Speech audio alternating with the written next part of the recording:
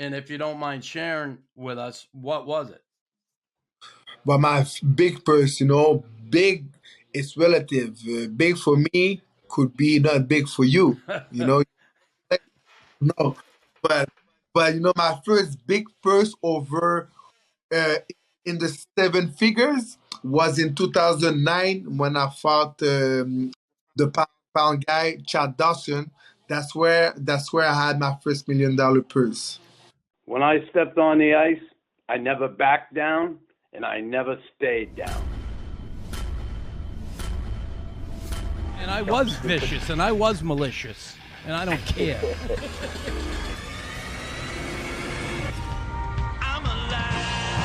a freaking madman. Look at him going to town. That'll be a suspension. That'll be a fine. Jean Pascal, awesome. Thank you for joining Tim and I. Say hi to Tim Stapleton. What's up, Tim? How you doing? Thanks for coming on, John. Thank you. I'm doing great. You?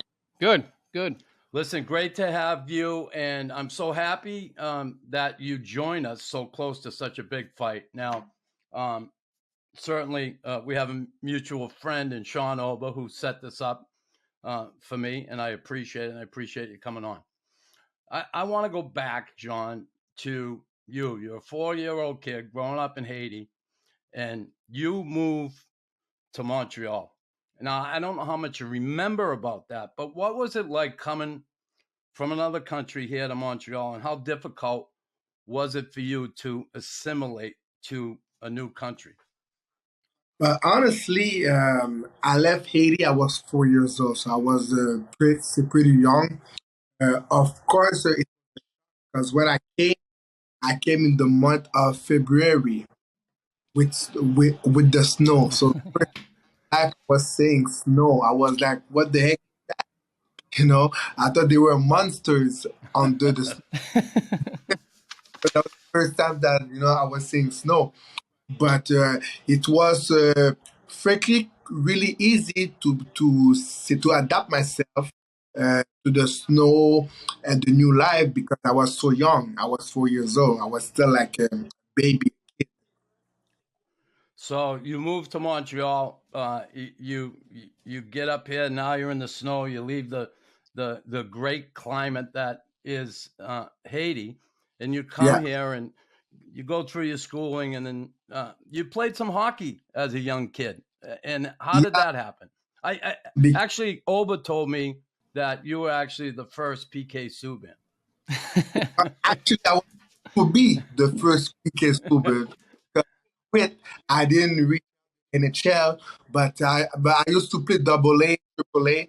I was quite good. I was quite good in hockey. But the thing is, at 13 years old, I was kind of small. I was 5'2", 96 pounds. So, I wanted to try to know how to defend myself because people was making fun of me because I was small, I was black. We were talking about that was in the 90s. I was black, small, uh, tiny and stuff like that. So I wanted to do some kickboxing to know how to defend myself, but I didn't find any places with kickboxing classes. So my mom subscribed me to Hapkido. Hapkido is like a form of Taekwondo. I did that for a year, and afterwards I quit because that was not for me. I was quite good too, but that was not my stuff. And my brother, my older brother Nicholson, was a boxer at the time. He was the Quebec champion. He brought me at the gym, and that's how I started my career to follow the step foot of my brother. What kind of boxer was your brother? Was he same weight class as you or Uh, different? but it was one class. But say when I started, like I said, I was pretty young. I was 13. My brother was already 17. He was fighting at 165, and me at the time I was fighting at 119 at 13 years old. So you start your boxing career at a young kid. Now, you said Yeah. kids were picking on you and you had to learn how to defend yourself. So it's great you had your brother to look up to, some Yeah. security there. There's no question. But what was it like for you, the first time you ever stepped in a ring and had to actually fight someone? Now, I'm sure you hit the bag and you did all that other stuff first, but that first time going between the ropes and having to fight someone, nerves or? I was nervous because people had big expectation for me because my brother was the Quebec champion. Yeah. So we are the same blood, so people was expecting me to do quite good as well. And eventually, my first fight, I stopped my guy in 25 seconds. So I won by knockout in say in 25 seconds, and I won 10 fights in a row. So I was pretty good, but I lost my first Quebec. I was fighting at 132 at the time, and I lost my first Quebec championship. And then I remember cry, I cry. But instead to keep crying, I said at one point, you know what, forget about that loss. Keep working hard, stay disciplined, and you're gonna make it back. And that's what I did. And afterwards, that I lost my first Quebec champion. This is the provincial championships. I went to the national championships and I won. And I never lost one national championships. I won 8 in a row before I went to the Olympics in 2004. Does that nervous feeling ever go away? Like, do you still have that today? Of course, right now I'm a professional. I'm a veteran. I am almost at the end of my career. Of course, like not the same stress, but definitely I still have some stress for that fight because that fight is a homecoming fight. My last fight that I fought in Montreal was in 2018. So now I'm coming back home. Uh, I fought on the roads my last 5, 6 fights. So right now I'm kind of nervous because back home. But I'm very happy though, very excited to be back home. I'm gonna fight at Place Belle on Thursday night. Yeah, we're looking forward to that. There's no question about it.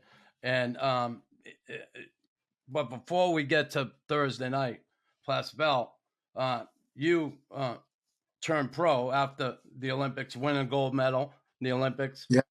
No, No, I went to the Olympics, but unfortunately, I lost versus Cuba. Cuba at the time was the best nation for the last 20 years. For the last 20 years, like in 12 weight classes, they were winning probably like 10 gold medals. But the things, I got the gold at the Francophone game. I got the gold at the Commonwealth that's Games. what the Commonwealth Games I meant. Sorry about that. That was you were a light middleweight at the time, right? Okay, all right. Sorry. I won 150. I'd rather mess up that way than the guy yesterday at the press conference who said you only had 2 world championships and you have 5. But that being said, you again, awesome career, Hall of Fame career. You go 21-0, and you come up against that Carl Froch, and you had to fight him over in England. How difficult was that fight? Went 12 rounds. You're fighting not for the first time away from home, but in such a big fight away from home. What's that like going up against that guy in his hometown? Everybody's against you. That's got the feeling that it must be overwhelming. Of course, I was very nervous because I remember Robin Hood because I was in nothing. Yeah, no. So I was kind of nervous. I remember see the movie, but actually I did a pretty good job. That was a pretty good fight. We won fight of the year. Unfortunately, I lost the fight, but at that moment, I knew I had what it takes to become world champion because I gave my all. Sometimes you're in sport, you win some, you lose some. This time around, I lost. I lost the fight, but I knew I had what it takes to become world champion. And then go ahead. No, I like that because I was going to ask you like what it's like to be on that win streak, and then eventually when you lose, is it like I know you don't want to lose, but is it kind of like a relief because you're putting pressure on yourself to like, be undefeated, and then like you said, you win, and then you learn almost, right? Yeah, Yeah. I lost, but I learned. And like I said, I knew I had what it takes to become world champions because I fought this guy say on his backyard, and I knew that was a close fight. Maybe if the fight it would have been Montreal, probably the fight it would be in my favor. But like I said, Jean, you know what? See what you got to become world champion. Just stay focused, stay on track, and one day you're gonna become world champion. And not after 2 years, not after 1 year, but 6 months later, I became world champion. Yeah, and then you end up going, you're 22-1, and then you fight for the light heavyweight title. Now, sometimes I get so mixed up with all the different weights and how much super middleweight, flyweight, this weight, that weight. But and back in the glory days of boxing, it was always the heavyweights, right? And Yeah. and then you move up to light heavyweight. How difficult is that?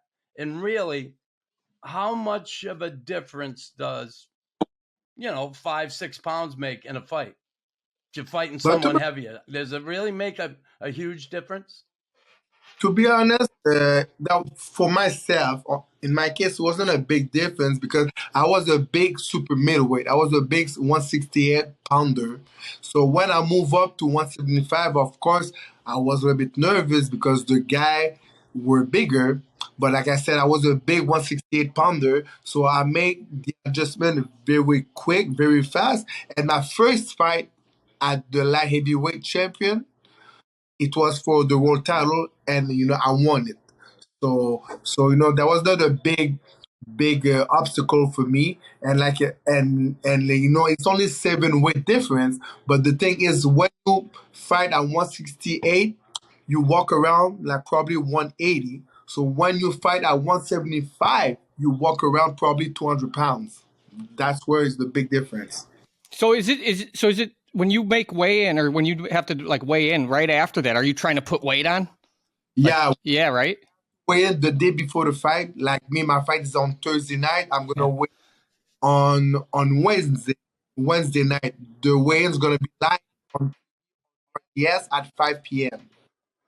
So the weigh-ins Wednesday night, 5 p.m., and then you never weigh it again before the fight. No, maybe I can weigh again, but that's not gonna be for the fight. It just that's just gonna be for TV. Yeah. And in 24 hours, I'm gonna be able to put probably like 15 pounds back How on. many? 15. 15. Wow, that's What do you crazy. eat? What do you eat? A fucking cow? A person. Yeah. I walk around 200 pounds right now. Yeah. So I have to go back all the way down to 175. So at 175, I'm very skinny. I'm very skinny. I have no water in my body no more. I have no more food. I have no more fat. So as soon as I drink, as soon as I eat, I'm gonna absorb everything back on. That's incredible. Right. Imagine in hockey, one day you're 175, you come in 15 pounds heavy the next day. Yeah. You're going to minor leagues. Yeah. That's insane. You're done. That is insane. That's amazing. So yeah, you beat Diaconu. Yeah. Yeah. And then Bronco, and then you fight him again. You beat him again, and then another big fight. I beat the second fight with Adrian Jaconu because when I fought for the world championship at 175, Adrian Jaconu was the champion. So he gave me a chance. I fought him. I beat him once, and then I had to do a rematch. In that rematch, I fought him only with one arm because I dislocated my shoulder 3 times in the fight. I quit. I said I'm not gonna lose my title like this. He's gonna have to kill me. And because of that, I won the fight. So that's why in life, like you never lose until you quit. So true. Yeah, no, I like that because it's like in hockey, and Nux, like you, it's one thing getting to the NHL, but then you got to stay there. Like yeah. And I was good. And also, even if you lose a match in the hockey game, the main goal is not that match. Is to get the Stanley Cup. So you have to get back on your feet, work harder, have a good team spirit, and try to get back and get the Stanley Cup. And you talk about it, and you talk, well, right there, team spirit, but everybody looks at boxing as that lonely sport. The training, man, it's all you. But you do have a team around you, but still to push you every day. Are there days training there that you're like, what am I doing? And you need that push from someone? But definitely, people think like boxing it's a solo sport, lonely sport. Like it is, but at the same time, it's not because behind me, I have an army. I have like a medical staff behind me. I have a trainer staff behind me. I have a chefs. I have a bunch of people. I have your friend Sean Ober behind me as well. Yeah. He's a part of my team. And Sean, if you're listening, I love you so much. Thank you for everything. And of course, people think because when I get on the ring, I'm by myself. But before I step in the ring, I got an army behind me, with me. So that's why those people push me every day. So I'm gonna be able to be on my best shit ever for the fight. Do you follow boxing? I know you follow. You probably study your opponent, but do you actually follow all around boxing? Hey, I'm not just a boxer. I'm a boxing fan. Awesome. To me, boxing is the best sport in the world, but at the same time, it's the toughest sport in the world. And I compare boxing like a third world country. Why? It's very simple. It's because there's the rich, the poor, and the middle class is very, very thin. In boxing, you make it or you don't. Example, in hockey, you got the best, you got the low, but see, the middle class is big, because you guys have the minimum salary, stuff like that. So the middle class, it's good. But in boxing, there's no middle class. If there's one, the middle class is very, very thin. Yeah, for sure. Certainly get that thinking. So you fight Chad Dawson, you go on, beat him, and then you come up against Bernard Hopkins, who at the time I believe was your age right now, 40 years old. No?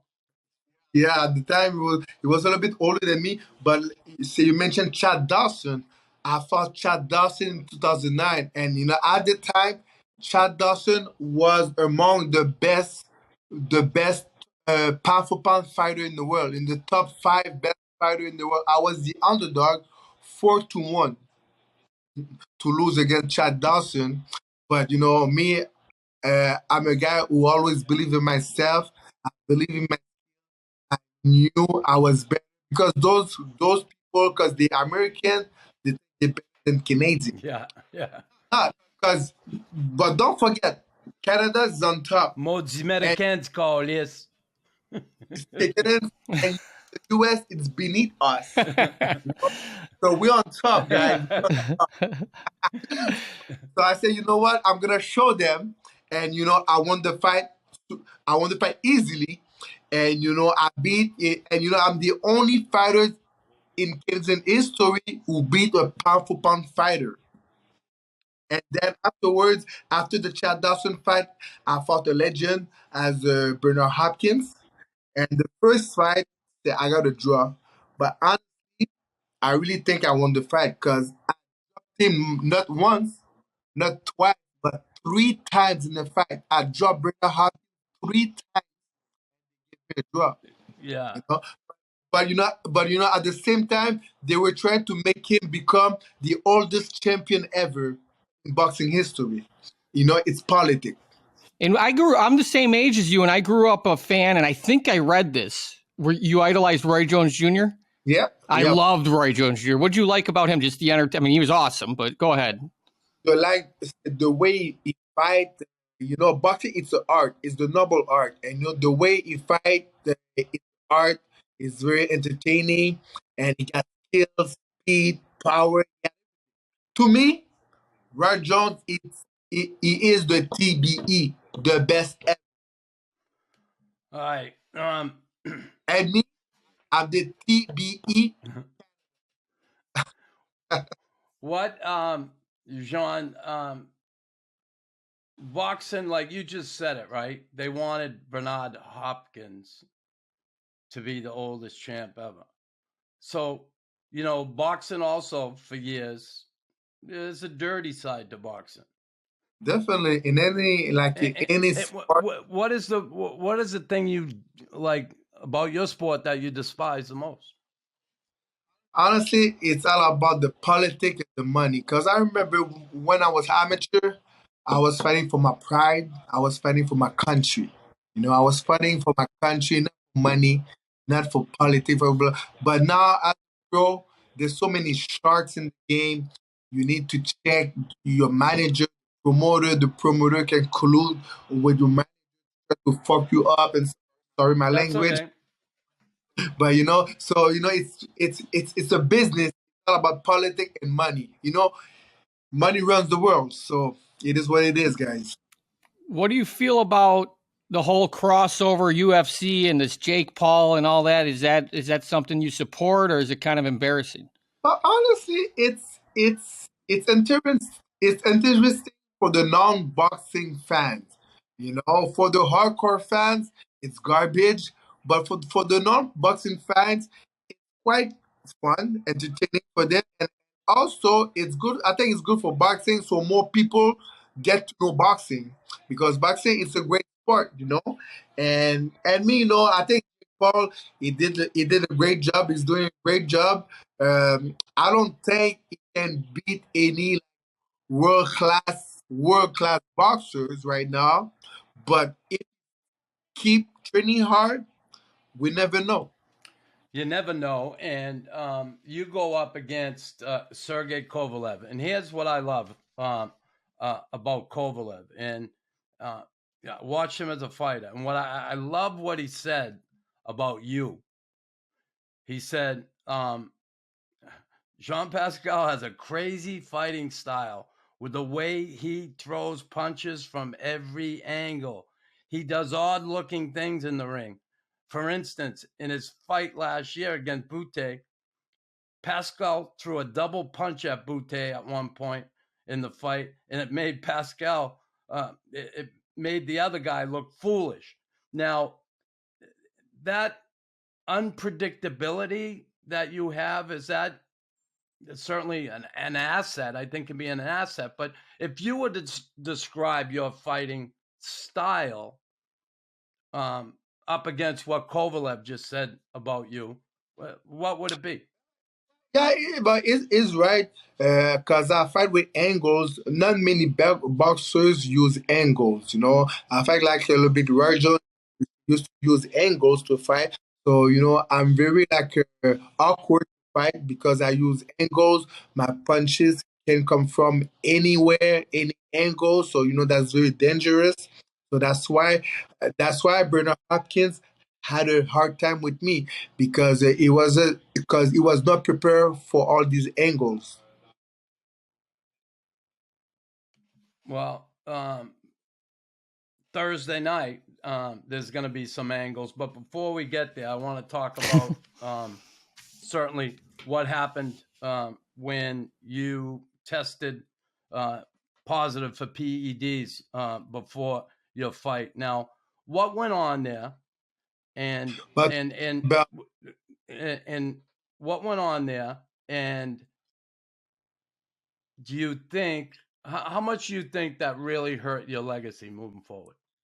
um, my legacy, I don't know yet because I'm not retired. But that thing hurt me my pocket a lot. Yeah, I I, guess. I lost millions, not in the seven figures, but in the eight figures. So a lot of money. I had a depressions. Thank you, Sean. He was there for me once again. Sean Ober was there for me because it was a hard time. He brought me to Miami to try to decompress, to have fun. He took care of me, and that story is very sad. It's very sad because because I am an Olympic athlete. I come from the Olympics. I've been tested all my life, and I've been tested also as a professional boxer, and I always been negative, and this time around, I got tested positive for banned substance. But the things that they don't tell people is I was positive, with picogram. That was something very very small amount of banned substance that we can retrace in meat in the states. Trombolone, they shoot meats, they shoot beef with trombolone, Yeah. and then afterwards, after all that scandal, I made the hair testing, and it shows that I didn't do any cycle, because say when you use steroid, you need to be cycled, and I did. I show there were no cycles in that, so I proved that, so I didn't take any bad substance to try to get better. So you contend still and say that that came from meat. You never took any banned substances. I never take any bad system. That was contamination, because because the substance was so little that say couldn't help me to perform better. Yeah. If I had a big amount, and that amount they couldn't help me to perform better, fine. But the amount that they found in my system was so little that they couldn't help me to perform better. Well, regardless, it was in your system, and Yeah, they certainly I pay the price. I pay the you price. paid a So that's price, and why you look at. financially, and certainly um, moving forward. And we'll see one day, yeah, certainly for your legacy. And I hope for you that you're able to get beyond that, and whenever you decide to retire, go out a winner. I'm happy for you that you got a second chance, and believe Thank me, I'm someone who believes in second chances. I can tell you that. you. So, well, you bounce back from that, and you end up fighting Fan Long, who was I got I got accomplished what accomplished fighter. Yeah, exactly. I got tested when I fought Falun Main, and all my tests came back negative, because I'm not a dirty fighter. I'm a honest fighter, and all the tests came back negative. And Falun Main was the first contender, the first IBF contender. He was 17-0, and he was a southpaw, and I beat him in his backyard, in Tampa Bay. Sean was there as well. Sean followed me everywhere. He's gonna be at the Blast Belt tomorrow too. Not tomorrow, but Thursday And night. I'm going to be sitting next to him, I hope. Exactly. Because I've been watching you too, Chris. Say when you get knocking people out, so up eats. Well, listen, And yeah. So Fan Long, you beat him in his own neighborhood, yeah, and here you are now, gonna fight this young German fighter, accomplished kid for a young kid. He's hungry. I will watch a press conference. He to me, you're thick. You're big and thick. To me, he looks kind of lean and wiry. I just seen him at the table there, but um, he's no pushover fighter, that's for sure. And the winner of this fight Thursday night between you and him is going to get a shot at Beterbiev. Now, going into this fight Thursday, what for you? I listen. I know you got to worry about what you got to do, but what do you think are the biggest things you have to do to help you beat this young kid? What are the things you have to watch out from him? but I really think like this fight for me is a good fight. My big advantage for this fight is I know what is going to. Is going to the unknown.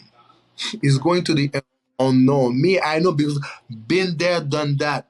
I fought Bernard Hopkins. Now I'm his Bernard Hopkins. Yeah. Hopkins. So I got the experience. I got the very. I know for the fact, even though he's gonna try to look cool, not nervous. I know in deep down is nervous. I know for a fact because I've been there already. Yeah. And also with the crowd, me, I'm gonna be there. I know I'm gonna try to please my crowd, but I'm gonna have to stay on track, stay focused on my game plan, because if I don't stay focused on my game plan, maybe there's gonna be maybe like it's gonna try to use the crowd to put me out of my game plan. So me, it's gonna be very very important to stay on track and just use my talent, use my experience. And him, because he's young, I know he's gonna be hungry. But even though I'm 40, I'm still starving for greatness. I'm still starving for greatness. I'm still starving to leave a great say legacy. So that's gonna be a great fight, young versus an old dog. But I always gonna take experience over youth. I was you just mentioned legacy, and I want to not to go back, or I'm going to go back for a second here. First off, when you described yourself as an angle kind of boxer, like who's similar to that? And second off, you said Roy Jones Jr. is the best ever. What do you think of Mayweather? Mayweather is very good, but prime time Roy Jones, Mm-hmm. Mayweather, I think Roy Jones will beat Mayweather because Mayweather defensively is very accurate, very strong, very good. Offensively also, but I think like Roy Jones had more tools, overall tools. He was more quick, prime time. I'm talking about prime time Roy. Mm-hmm. Know?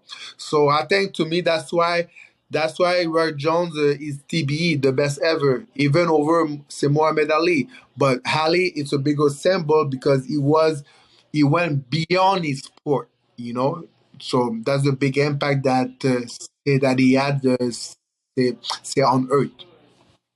Uh, I got to ask you because there were some of the greatest fights ever. Mickey Ward against Otoro Gotti, and Oh, I know Mickey uh, from Massachusetts. I've done a couple events with him, his golf tournament, stuff like that. He used to have a golf tournament down in Boston for boxers who were retired from injuries, and they had a lot of boxers with head injuries, and he was trying to help, which I thought was awesome by that kid. But those were such battles. Those two guys are incredible. What Yeah. did you think of those two fighters? I think they had three fights. Yeah, no, They had yeah, they had three, but what did you think of those two fighters in oh particular? they were like they were warriors. They were warriors. Like that's all about boxing is about. Like to leave everything on the table. Like those guys, they were there to please the crowd, to show they got guts, to show that they are the best, and that's why they gave such a great fights. Yeah, that's incredible. My friend Barry wanted us to ask about the Thriller in Manila. What did you think of the Thriller in Manila? I was not even born. I think at Trinidad Yeah, Malina. but you've watched yeah, it though, no? yeah. You No, must have Chris, we're seen not that old, eh? it. You know, we don't know what you're talking I'm an about. He's old like, tell us fucker. about World War II. Born, but is this is history. Yeah, This is history. Of course, I watched those fights. They are legends, and like I said, me had my big fight like this when I fought Lucian Bute at the Bell yeah, Centers. We packed up the place like 22,000 people. Like say imagine the Bell Center full of people with full of people on the ice. yeah. The house packed, crowded. And that was a great experience for me. And I beat Lucien Boutte as well. So that was my thriller to Malina for me, but in Montreal. Were you a fan? Are you a fan of, or I don't know, of Mike Tyson and what he did? Yeah, definitely. I remember so when I was a kid, Mike Tyson, his fight was maybe a little bit too short because he was out. But like I said, Tyson went also beyond his sport. He was a big figure for boxing, a big face for boxing for decades. And I'm glad that at least he's still doing good right now. So, John, back in those heavyweight days, right? They had those big purses and everything. For you, how long did it take you to get that first big purse? And if you don't mind sharing with us, what was it? But my big purse, big is relative. Big for me could be not big for you. You know, no. But my first big purse over uh, in the seven figures was in 2009 when I fought the pound guy Chad Dawson. That's where I had my first $1 million purse. So when you reach that mark, when you keep going, is it almost guaranteed every fight you're gonna get that, or no? Boxing, that's the thing with boxing, that's the thing that I hate about my sport is there's no structure. Yeah. Like hockey, NBA, baseball, there's structure, there's minimum, there's a player association. In boxing, there's none of that. So you can make $1 million and you lose your next fight, you can make 50K. Yeah. Yeah. It's not like if you lose, you're gonna make half a million or 200,000 or a quarter million. You lose your fight, you get 50K. So that's crazy to go all the way up to 1 million, and then the next fight is 50K. So we're looking at this other sport that's become wildly popular, and that's the UFC. Um, Yeah. have you ever considered saying, "Listen, I've been in the boxing game long enough. This looks like where it's going. Maybe I'll try this." And what do you think of the UFC? Uh, I think, but the UFC is another sport. It's totally a different sport to try to copy the boxing model, with the rules. But like I said, it's another sport. It's just fun sport. That's not my sport because to be a UFC fighter, you have to be crazy. Yeah. Boxing, you use only your UFC. You can use your elbow, your knee, your legs, uh, your arm, yeah. Yeah. everything. Oh, You can ground boxing. If you go on the ground, the boxer cannot punch anymore. So UFC is kind of crazy.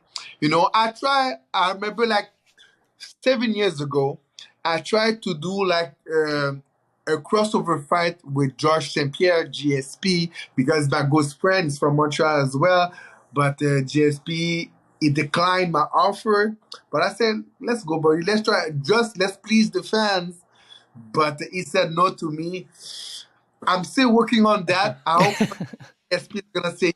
But honestly, it's just for the public. It's just to yeah. give back to the public. Because at the same time, I said, George, listen, let's start with boxing, and if I beat you, I give you a rematch in the octagon. Ooh. Wow. So Yeah. like, yeah, and if you lose, that's not gonna impact your legacy because this is not your sport. Mhm. Yeah.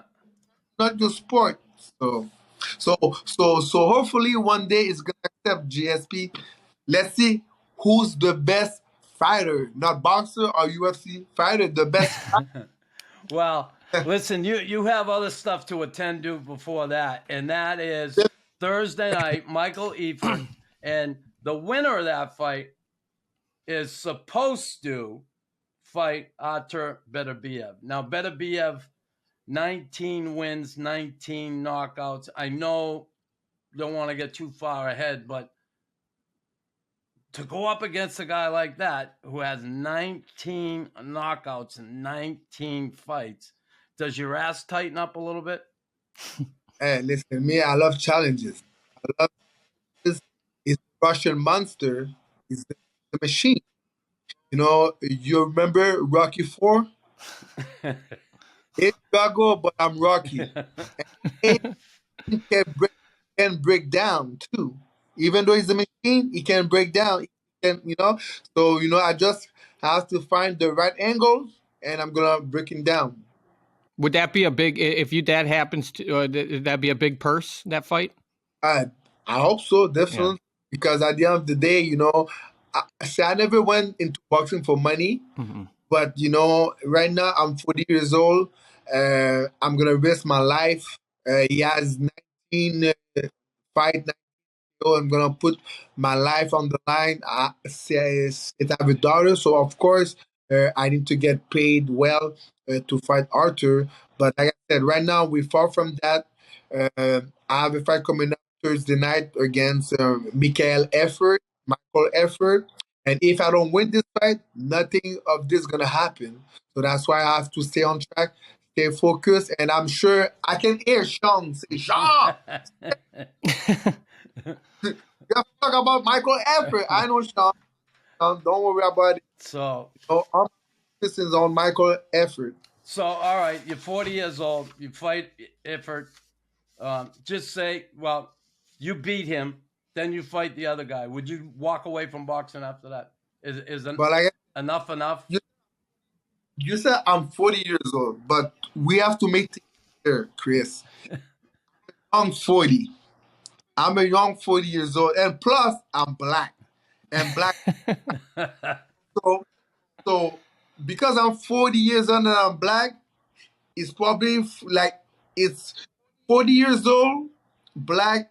It works like maybe I'm a 32 white old guy.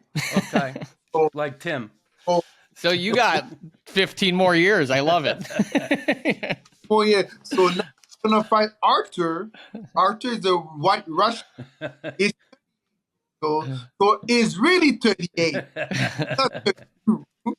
So people they kind of scared for my life or for me, but I said, don't worry. Good health. I am in good condition, and like I said, I'm not the average 40 years old man. So that's gonna be a great fight. If I ever fight Arthur for the belt, it's gonna be a great fight. But I guarantee you, I'm gonna win the fight. Oh, I can't wait. I can't wait to see it on Thursday night at Place Bell in Laval. Awesome stuff. Listen, you've been generous with your time, and I really appreciate it. But I got 5 questions I want you to answer for me. And No problem. I got one. I got one question. Sean has one. I'll 6. We got it. And they're either or. You have to either or. Okay. So I can only get one answer from you. All right, Tim, you can ask the first one. Oh, mine was just, it's an upcoming fight. Is it Ryan Garcia or Gervonta Davis? It's a tough pick, but I'm going with Javante. Okay. Okay. He's my brother. He's black. All right. Nothing against you guys. no, it's fair okay. enough. We get it. Here's the deal. Either or. Now, I'm going to ask you, who do you think is really the tougher person, fighter? The tougher fighter, not the smarter boxer. Who do you think is a tougher fighter? Beterbiev or Mayweather? Alive or dead? No. I gave you the 2 fighters. Artur Beterbiev or Floyd Mayweather? Oh, the tougher fighter, of course, is Arthur. Okay. That's why we're calling him the Russian monster. Okay. Yeah. Soccer or hockey? Hockey. Hey, I'm from Montreal. Okay. Religion. Poutine? Montreal? That's the next question. Poutine or chicken wings? Say that again? Poutine or chicken wings? Honestly, I love poutine, but Sean knows me very well, so I gotta go with the chicken wings. All right. Haitian griot or soup jamu? I think I'm going back then I would go with the Asian griot, but now I changed my diet and everything. I go with the soup jumeau. Jamu's the national dish, isn't it? Good stuff. And one more. And this one's a killer for all us men. Mm-hmm. Blondes or brunettes? When I was young, I was going with blonde, but I think new thing now. Awesome. Hey, I got one question for you. Go ahead, Chris, bring it. You have to answer by one answer. Okay. Montreal or Boston? Wow. Wait, what are we? He just cuts it off. We're No, good. curious. Thanks for coming. Thanks for coming. Yeah. Are we talking the Canadians or the Bruins? Or are we talking Boston, the city, Montreal, the city? Okay, so I'm gonna have two questions. The Boston, the city, or Montreal City? Boston. Boston, okay. The Montreal Canadiens or the Boston Bruins? Montreal Canadiens. No question. All right. Oh. There you go. Fair enough. So there's a little difference there. I have That's a few good. Love it. questions. I just have a few, Awesome. just a couple. Okay, Barry wants to say hi. Barry's a producer and partner with us. Yeah, but Barry, he's fighting in 2 days. Just, I understand. don't take all day It's gonna be here. a quickie, it's gonna be a quickie. What was the highest point of your career? The moment that just you think about, you say that was an unbelievable feeling. Honestly, it's when I became the first time world champion in 2009 when I faced Adrian Giacono. I realized my dream because I remember in high school, I was telling people one day I'm going to become world champion. And I was small and everybody was laughing at me.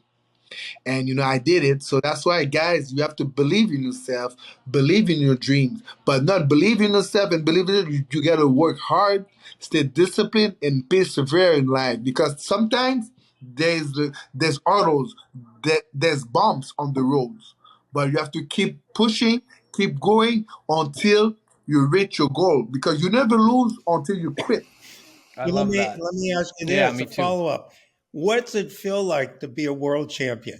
You're the best in the whole world at that weight class. What's it actually feel like walking around as a world champion?